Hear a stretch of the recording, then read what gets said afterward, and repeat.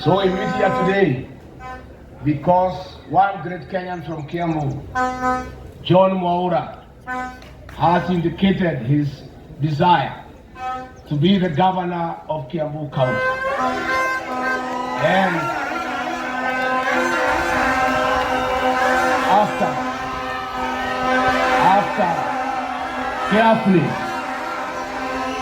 carefully listening to the ground, he has listened to the people of Kiambu who have informed him that Kiambu is a DCP zone. And the people of Kiambu have made a conscious decision that they shall elect their governor, their senator, their women rep, their 12 members of parliament, 60 members of the county assembly under DCP. He has therefore sought to be an aspirant for DCP to vie for the gubernatorial seat of Kiambu. That does not mean that he is the only aspirant. There are few days open. Anybody else interested to vie for the seat of Kiambu governor under DCP will have to face John Mwaura and others in a free and fair nomination along the way.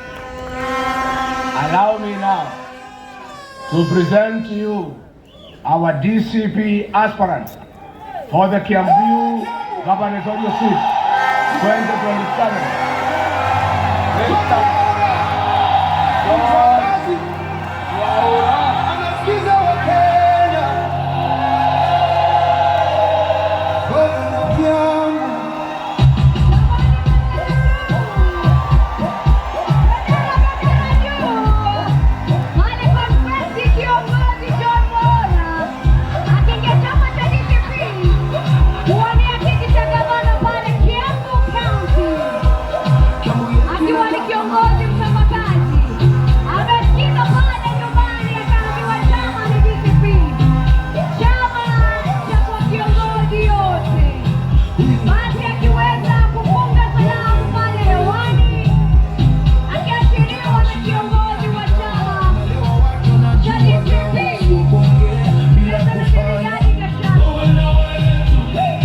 John Mwaura.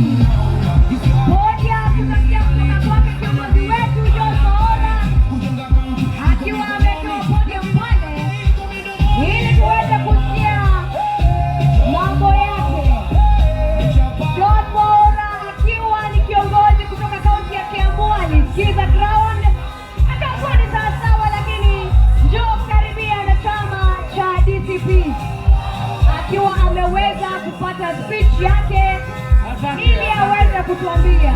Thank you. Asante DJ. Tuweze kupata nafasi zetu kuketi. Asante.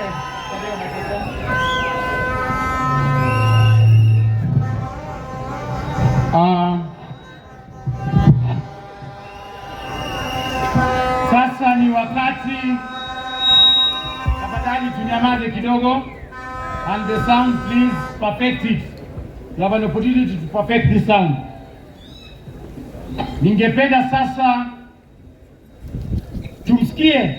Mmesikia vile party leader wetu amesema kwamba tunamzindua one of our aspirants katika Kiambu County. Na sisi ni chama ambacho tunasikia sera. Tungependa watu wa Kiambu leo hii wamsikie Gavana mtarajiwa John Mwaura yale amepangia wakaazi wa Kiambu. Muko tayari? Muko tayari? It is now my opportunity to allow Honorable John Mwaura to address the people of Kiambu. Jamani, makofi tunapomsikiza kiongozi. Asante studio. Tunapoona moto na vile tunaona moshi kiashirio mwanzo wa uongozi. Aliposikiza ground na kuambiwa njoo karibia na chama cha DCP. Nafasi yake basi kiongozi John Mwaura, karibu. Asante sana. Wana Kiambu oye! Jasikia vizuri wana Kiambu oye!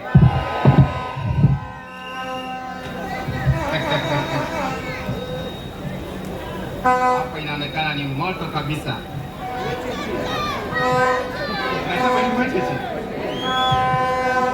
Nataka kujua kama hawa ni wana DCP ama ni wengine. DCP! Nataka kujua kama tuko wapi ama wapi. Hii ni ground ama ni ground gani? DCP! Haya hiyo hata hii microphone iwekwe vizuri tuone.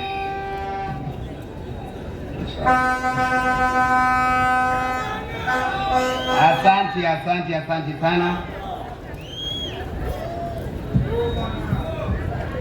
So, Your Excellency, our party leader, Rigathi Gachagua, our deputy party leader, kiama, elected leaders who are here and the one who are looking for positions, the great people of Kiambu, members of all the states, Adwa Kiambu, Muriega, Amjambo. God is good and all the time, and that is His nature. Wow, it is wow. So today, I stand before you, not just as a Kiambu governor candidate, but as a son of this country and a county, deeply humbled by your trust and proud, aware of the responsibility that comes with it. This is not just a political movement, just a defining moment for Kiambu. A moment to reflect,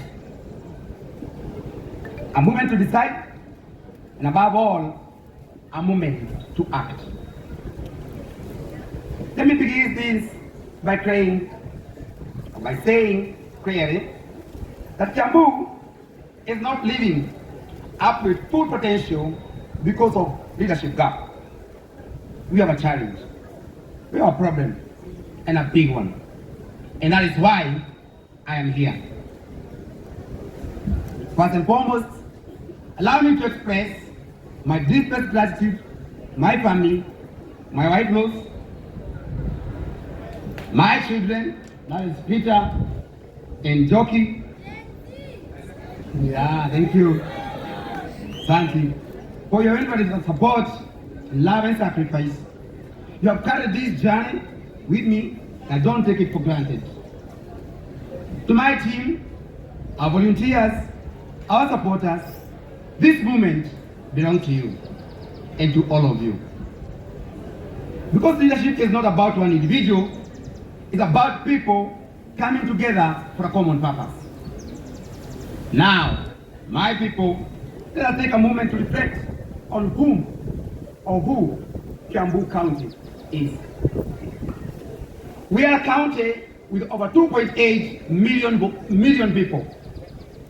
One of the most vibrant and dynamic counties in our beloved country, Kenya. Our economy as a county is valued at approximately 800 billion. Now I want to say it again, 800 billion. Contributing nearly 5% of the Kenyan GDP. We are driven by agriculture, manufacturing, service, real estate, amongst others. We are in every sense a powerhouse. Kiambu is a powerhouse. And yet, despite all this, with these too many of our people, are struggling. Our people are struggling. Which brings me to a fundamental question. How can a country so rich, with so many people feeling left behind? Secondly, let me speak about fairness. And I want to say it clearly about fairness. Yeah, we have a constitution. We have a devolved government. But I want us to talk together whether whatever we are getting is fair or not fair. From where I sit, Kiambu, we are not getting our fair share. Every single day, hundreds of thousands of people wake up before dawn, leave their homes in Kiambu, go to build economy of Nairobi. Hakuna power, sawa. And that is why we are looking for power. They work there, they contribute there, but they come back in Kiambu to live, raise families, and build communities. And yet, Nairobi, where most of us have lived before, educated before, and such, has received 305 billion, while Kiambu has received about 105 billion for the last 12 years since the adventure of the devolution. Now I ask you, and I ask myself, is that fair? Is that fair? This is not just a statistic. This is a question of justice. This is a question of fairness and dignity. Kiambu, we require and demand our dignity. Therefore, going forward, we must strengthen devolution and fight for Kiambu to receive equal share its rightfully deserved. Because devolution was meant to empower counties, not just to sideline them. Thirdly, let me talk about real life behind these numbers. When we speak of economy, we are speaking of mothers who wake up every morning to ensure how she provides for her children. We are speaking of that young graduate who hold a certificate but they cannot find a job. We are speaking of a farmer who tills the land from dawn to dusk but earn barely enough to survive. And so the question becomes, what kind of county are we building? Because for me, the answer is simple. We must build a country where every person feels seen. A country where every person feels valued. And a country where every person feels loved and included. Your Excellency and the people of Kenya, people of Kiambu, let's be practical. It is good we have a devolution, and were it not for devolution, some places could not have grown. I want to address or talk about the issue of healthcare. Our healthcare system must be world class. Hospitals must be places of healing, not frustration. Hospitals are not the places that we are talking about death. It's the places to give us hope. A mother waking up in hospital should not worry about whether there is a medicine, there is a doctor, or whether she should be treated with dignity. I feel the pain of high infant mortality. I'm talking about watoto wanazaliwa kwa hospitali wanakufa kila saa because of serious negligence. No mother should lose a child. When I stand before you, I feel your pain, our mothers. And the fathers, I feel your pain too. I'm a father like you are. I'd like to mention something small as I talk about the issue of healthcare. Recently we had doctors in Kiambu going for strike. Madaktari, kugoma. They complained. It had to call for Council of Governors to come. I'm asking, we have educated our kids to become doctors, nurses, community health workers, and yet we are not giving them what they deserve.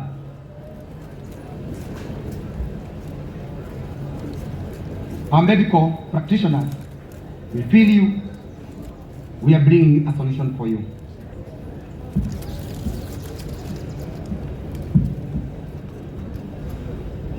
That issue of healthcare is an issue that makes someone feel like you can cry. Look at our hospitals. I would like, and I don't want us to become any political on this matter of healthcare. Hakuna kitu ya maana Wakenya wenzangu kama kujua ukienda hospitali utapata daktari, utapata dawa. Shida ni zile mashida ziko Kiambu, tutakaa hivyo ama tubadilishe? Asante.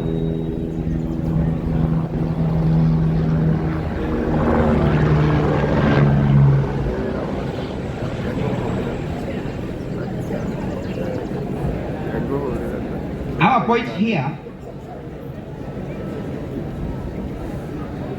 you know very well, when the government came in, the current administration, there were some listening machines that were given to hospitals. But even with all the challenges, there's one thing that you cannot compromise: the health care. Afya ya mtu, you cannot compare afya ya mtu with anything, not even with money.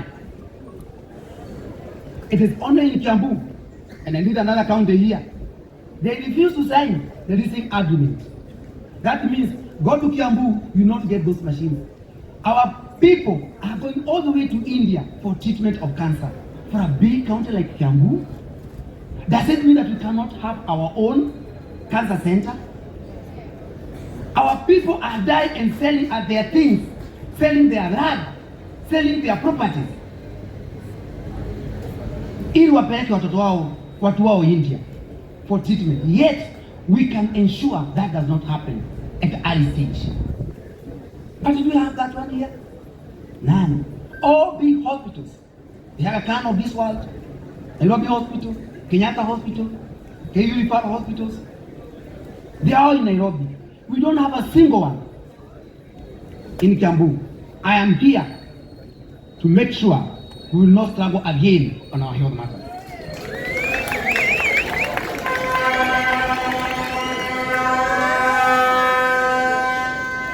In addition, we must embrace digital transformation. In today's world, there's no reason why business licenses should take months to process. There's no reason why approvals should take or should be delayed. Therefore, under my leadership, we will digitize county services. We will make them real-time. All those things that you're looking for, you make them at your house. Let me ask you a question, fellow Kenyans, the people of Kiambu. Today, if you want a driving license, you can do it from your phone or you can go to a cyber. Previously, we used to go to KRA. Today, if you want to register a company, from your phone, you can do it. But it is only in Kiambu that when you want to look for approvals, you have to go and look for governor, you have to go and look for officers, almost look for them at their homes. Is that what you people want?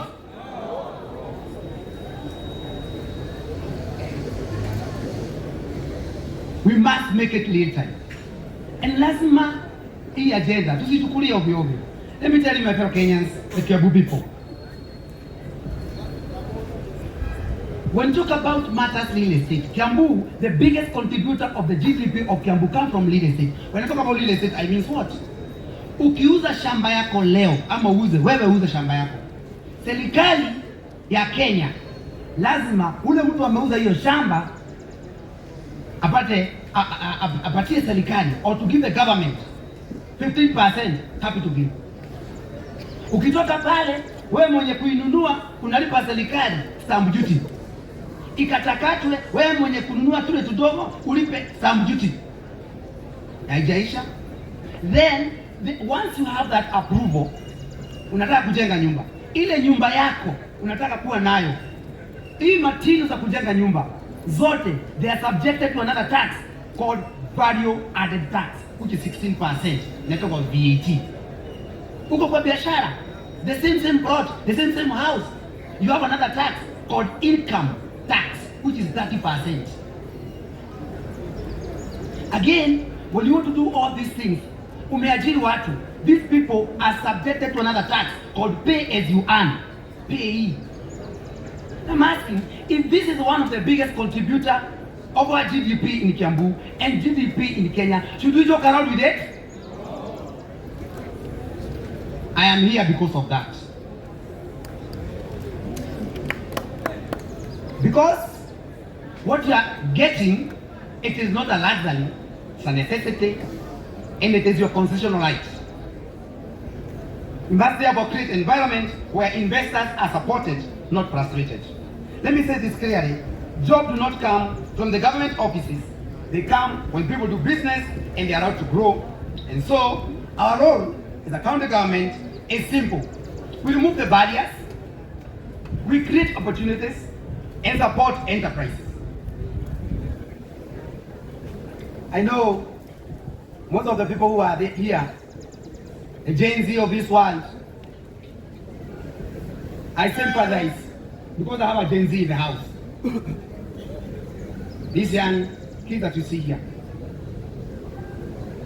It was very painful after getting education, after going and getting your certificate, a diploma, and a degree, you don't have a hope that you can get a job. Hakuna mboka, sasa niko na fomu.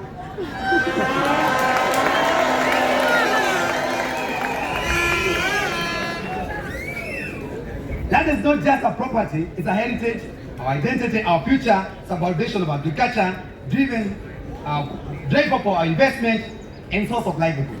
Therefore, we must safeguard our land, manage it responsibly, and use it to create jobs, produce food, build wealth for our people. We say no to land grabbing. In Kiambu, we have a challenge on matters concerning land. Everybody who is here, whether you have a house or not, a land or not, somebody somewhere, even you utapata yako. Get hope. The Bible says, in the book of Jeremiah 29, verse 11, for I know the plans I have for you, declare the Lord. Not the plans to make you to suffer. You're not going to suffer again, especially under my administration.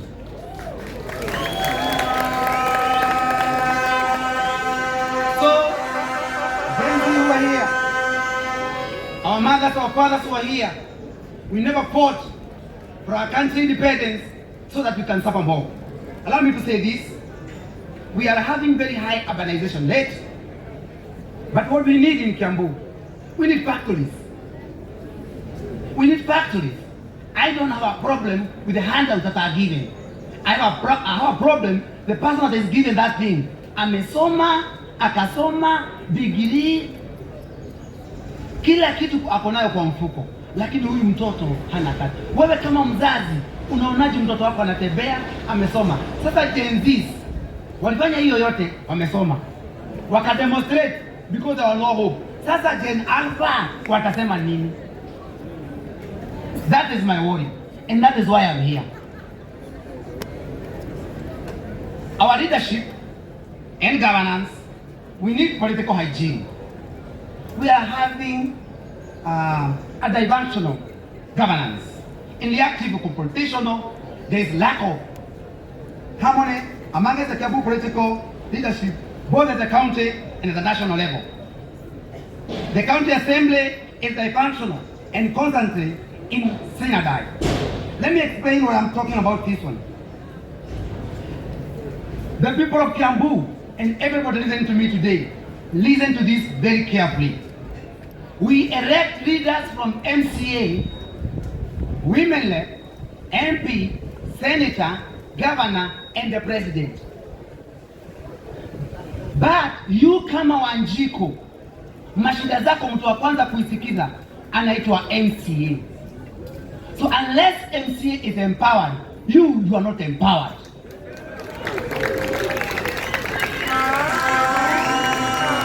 Now,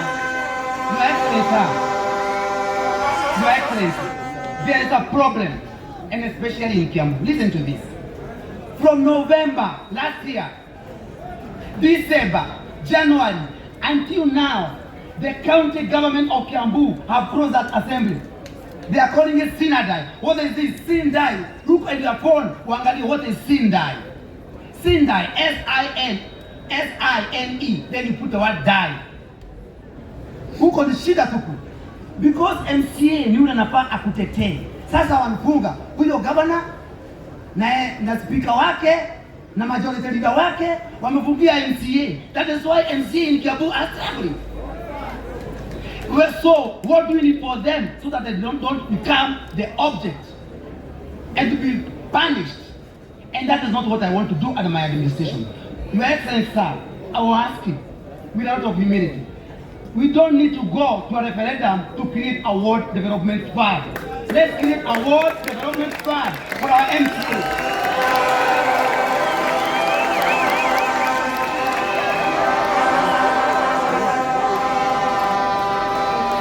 These MCA are struggling. Unaenda hata ukimwambia akununulie chai anakuangalia tu, because ameteswa ya kutosha. My people, my good people of Kiambu, fellow Kenyans, tafadhali hata ukiona MCA wako and especially in Kiambu, ujue hawa watu wameteswa. Na nyinyi ambao mnataka kuangalia viti in Kiambu, mimi mwenyewe I will ensure doctrine of separation of powers is properly managed in Kiambu. I will not interfere with your services.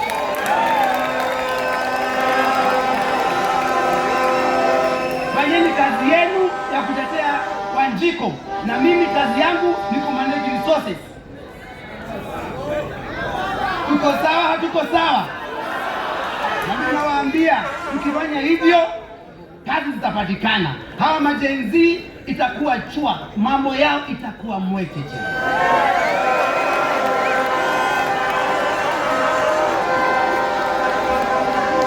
Wanakabu oye! Niko na form. Naambia niko na nini? DCP. That is why niko hapa, because nimesikiza ground. Ya asante. Last but not the least, why leaders are elected is because to serve the people. Now, if you look at our county, na nikitaka muangalie, sisi mkasema Mwaura alienda pale, ati hakuwa serious. By the way, imagine, niko serious. Niko serious.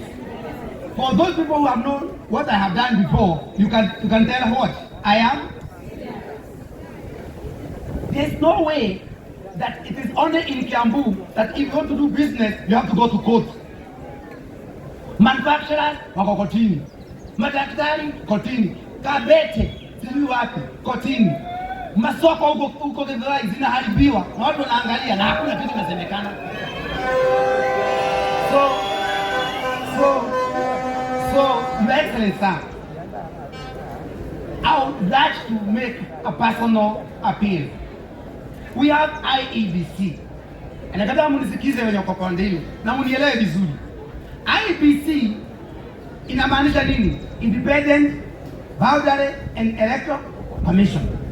Sasa IEBC, asanteni sana mmefanya ya electoral.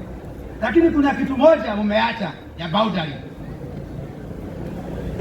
Hiyo walisahau, ni kama wamelala. We are supposed to do a review of the boundary in 2024. Now we are in 2026. That is why a place like Githurai, they should be having their own constituency. But enda wapate pesa ya serikali, wakuwe na mbunge wao. But now watu wa Githurai hawana barabara, hawana maji.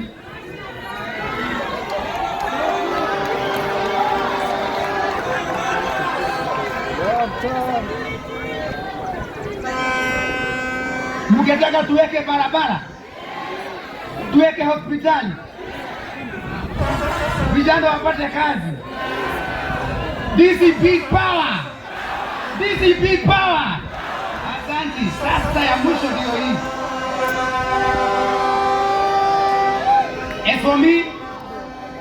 As for me, thank you very much. Asante. As for me, I've made up my mind. This campaign is not about personality, it's not about possession, it's about people. And DCP, it would be a government of the people. And we have our own party leader, who is Rigathi Gachagua. Anafanyia kazi mzuri. Mko tayari tusukume mbele? Haya, ya mwisho. Siku anafaa niongee hii yote, Your Excellency. Nasikia tu nikiwa site, nikiangalia hawa ndio tutatengeneza serikali na wao.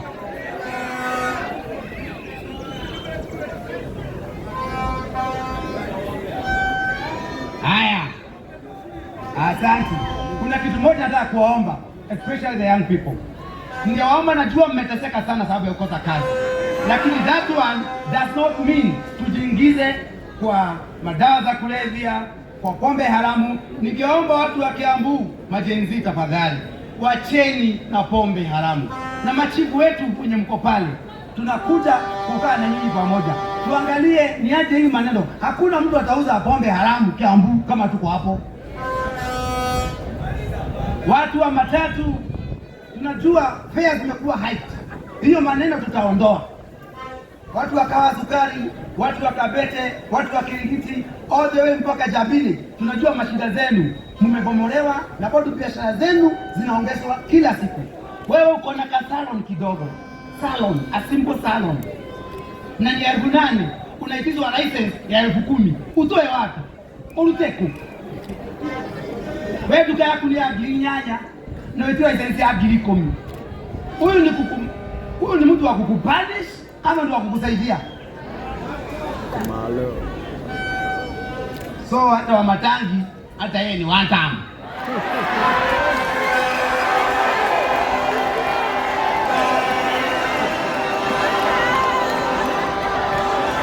We will sanitize your market. Asante. We sanitize your market. And I want to know, DCP is our party for all of us. Sasa kama nakaa chini, wacha niseme ya mwisho. Let us rise together, let us work together, let us build Kiambu together. Nitatosha ama sitoshi? Tunaweza ama hatuwezi? Asanteni sana. Mungu awabariki. Mungu awabariki Kiambu. Mungu awabariki Kenya na chama yetu. Asanteni sana. Wapi makofi ya gavana mtarajiwa Mheshimiwa John Mwaura. Asante. Na hivyo ndio kujenga chama ya DCP inajengwa na sera. Chama cha DCP inajengwa na kuuza agenda. So asante sana gavana wetu mtarajiwa. And it's good to note that Honorable John Mwaura is a holder of a degree, Bachelor's of Commerce. He majored in accounting. He's also a certified public accountant of